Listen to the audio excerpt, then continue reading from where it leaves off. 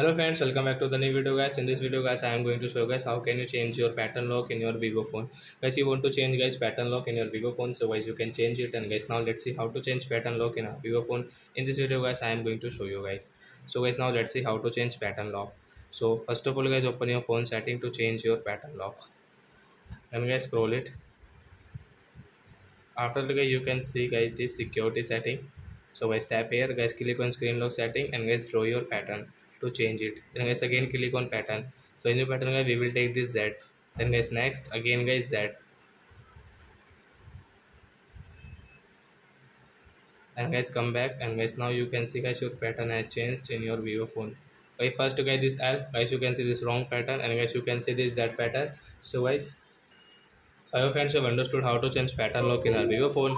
That's it guys. Thanks for watching my video guys. Now we will meet on guys next video with new topic. Now guys, bye bye.